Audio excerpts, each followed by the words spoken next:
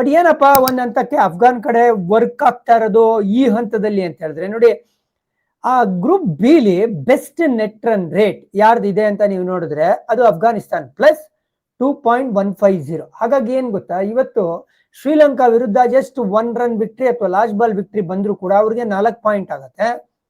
ಅವ್ರದ್ದು by for the best net run rate ಆಗಿ ಉಳ್ಕೊಳ್ಳುತ್ತೆ. ಓಕೆನಾ, ಅವ್ರು ಅವಾಗ ಟಾಪ್ ಆಫ್ ದಿ ಗ್ರೂಪ್ ಹೋಗೋದು. ಶ್ರೀಲಂಕಾ ಸೆಕೆಂಡ್ ಟೀಮ್ ಆಗ್ತಾರೆ. Bangladesh out of the tournament 4 point ಆದ್ರೂ ಕೂಡ. ಓಕೆ, ಈಗ ಅಫ್ಘಾನ್ ಸೋತ್ರು ಅಂದ್ರೆ ಅದ್ರಲ್ಲಿ ಏನು ಡೌಟೇ ಇಲ್ಲ. 6 ಪಾಯಿಂಟ್ ಶ್ರೀಲಂಕಾ ಆಗ್ತಾರೆ, ಅವ್ರು ನಂಬರ್ 1 ಆಗ್ತಾರೆ. ನಂಬರ್ 2 ಬಾಂಗ್ಲಾದೇಶ್ ಕ್ವಾಲಿಫೈ ಆಗ್ತಾರೆ. Afghanistan out of the tournament.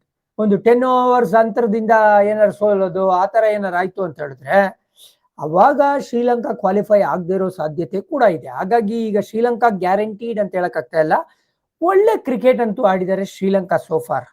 ಯಾಕೆ ಗೊತ್ತಾ, ಓಪನಿಂಗ್ ಮ್ಯಾಚ್ ಬಾಂಗ್ಲಾದೇಶ್ ವಿರುದ್ಧ ಸುಲಭವಾಗಿ ಗೆದ್ದಿದ್ದಾರೆ. ಹೌದು, ಲಾಸ್ಟ್ ಗೇಮ್ ಅಗೇನ್ಸ್ಟ್ ಹಾಂಗ್ಕಾಂಗ್ ಒಂಚೂರು ತಿಳ್ಕೊಂಡು 18.5 ಓವರ್ಸ್ ಅಲ್ಲಿ ಚೇಸ್ ಮಾಡಿ ಮುಗಿಸಿದ್ದಾರೆ. ಬಟ್ ಈ ಪಂದ್ಯ ಯಾರು ಕಾನ್ಫಿಡೆಂಟ್ ಆಗಿ ಇಳಿತಾರೆ ಅಂದ್ರೆ ಅದು ಶ್ರೀಲಂಕಾ ಅಂತ ನನಗನ್ನಿಸ್ತಾ ಇದೆ.